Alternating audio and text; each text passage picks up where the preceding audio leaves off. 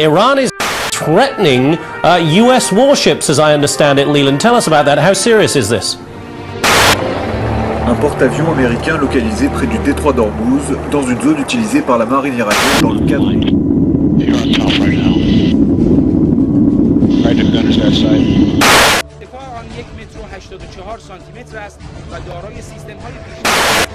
جدیدترین تجهیزات نیروی دریایی ارتش در رزمایش ولایت نبرد.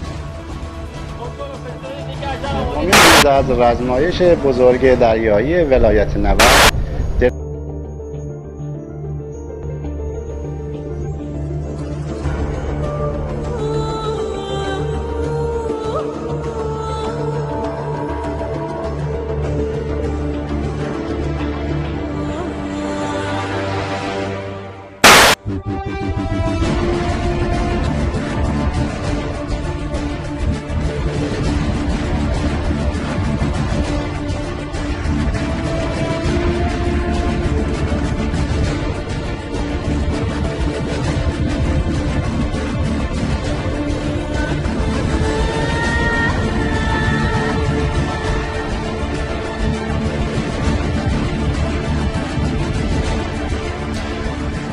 Et donc, ce qui est important de retenir là-dedans, c'est que Maline se rapporte à Satan. C'est Satan qui est le malin. La Bible nous appelle le diable, le malin. C'est une des noms qu'on donne à Satan, cet ange déchu. Et donc, il opprimera les saints du Très-Haut et il espérera changer les temps. Donc, ça veut dire, s'il espère, c'est qu'il ne réussira pas. Pourquoi qu'il ne réussit pas? Parce que c'est l'Éternel qui change les temps et les circonstances.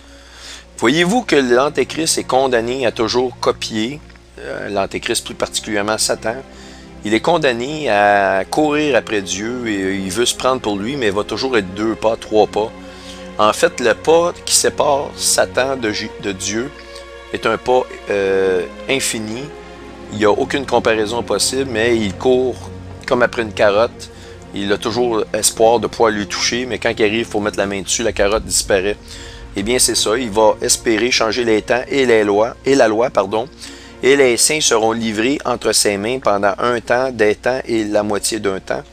Donc, on voit donc cette corrélation entre Chronos et donc les aigles, qui est un animal qui est divin, qui est sacré, pas divin, mais sacré, pardon, dans la Bible. Je veux vraiment mettre l'accent, là, c'est dans la mythologie qu'on dit qu'il est divin, mais l'aigle est un animal sacré dans la Bible, ok?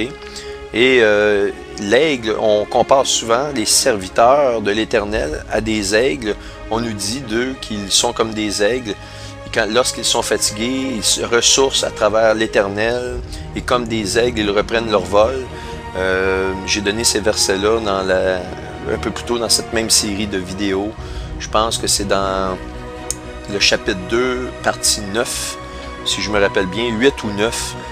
Bref, je pense que c'est la 8 finalement. En tout cas, vous pourrez les voir. Donc, l'aigle fait partie un peu comme si ce sont des membres de l'Église, si vous voulez. Et c'est eux qui les aident à combattre Chronos. C'est assez exceptionnel de voir encore cette corrélation-là qui colle. Et pour le contrôle de l'univers, parce que oui, effectivement, Christ va vouloir établir son millénium, tandis que l'Antéchrist va vouloir établir son âge d'or. L'âge d'or qui commence, à proprement dit, on pense que la date du 21 décembre 2012 est vraiment une date importante. Ça annonce l'aube de l'âge du Verseau. Et l'âge du Verseau, je vais y revenir, est extrêmement important. Et beaucoup de gens ont déclaré que l'âge du Verseau arrive exactement le 21 décembre 2012 à 11h11. Au niveau astronomique, ce n'est pas tout à fait le cas. On est en transition de quitter le Poisson et aller vers le Verseau. Par contre, pour les occultes, il est clair que l'âge du Verseau, premièrement, ils appellent ça l'aube de l'âge du Verseau, c'est vraiment l'aube, ils ont toujours mentionné l'aube, et donc ce cycle-là de l'aube de l'âge du Verseau, pour eux, il est clair qu'il commence le 21 décembre 2012, et Christ nous a avertis de façon très claire lors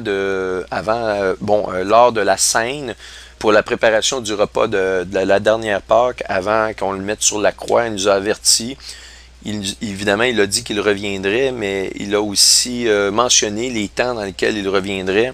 Et il a pointé directement à l'âge du Verseau. Ça, je vais vous revenir là-dessus. Et donc, pour l'aigle, c'est ça ici. Maintenant, pour ce qui est du Capricorne, voici un peu de matière encore qui a une corrélation très importante au niveau de la Bible. Mais dans la mythologie, on dit que ce Capricorne-là s'appelle Pricus, le chevron poisson. Donc, il est mi-chèvre, mi-poisson. Et c'est là que ça devient extrêmement intéressant. Écoutez bien ce que j'ai à vous dire. Le Pricus, qui est le chevron poisson, donc, il est intimement lié à Cronos. Pourquoi? C'est que, bon, Cronos qui est l'antéchrist Satan, c'est parce que Pricus a la caractéristique de pouvoir aussi manipuler le temps. C'est un des caractéristiques de pouvoir qu'il a, de manipuler le temps, exactement comme Cronos là. Maintenant, vous allez voir que c'est assez incroyable. Et c'est là que ça devient intéressant. C'est que, voyez-vous, il y a un mélange. Pricus est une bête qui a une queue de poisson. On voit ici, je vais grossir un peu l'image, sa fameuse queue de poisson. Et le reste, c'est un corps de chèvre. Et on sait que l'Antéchrist est celui qui va espérer changer les temps et la loi. Donc, le Capricorne Chiron, en fait, c'est pas Chiron, c'est Pricus ici. J'ai fait une erreur. Chiron, c'est le centaure, ok? Vous devez lire Pricus et non pas Chiron. C'est une erreur. Donc, le Capricorne, effectivement, qui s'appelle Pricus, perd avec son temps ses caractéristiques de poisson pour faire place à celles de la chèvre à 100%. Ça, c'est dans la mythologie. Si vous lisez la mythologie du Capricorne, vous avez juste à rentrer dans Google Capricorne mythologie, vous allez voir l'histoire qui est derrière cette créature-là. Et dans le temps, elle devient complètement chèvre. Donc, le poisson, dans la Bible, c'est un des symboles pour démontrer c'est un des symboles pour pointer le chrétien. On nous appelle les brebis, mais aussi on nous appelle les poissons. J'en vois déjà des sarcastiques qui vont dire que oui, on est des poissons parce qu'on croit dans n'importe quoi. Eh bien, le poisson, pourquoi qu'on prend l'image du poisson, je vais vous l'expliquer.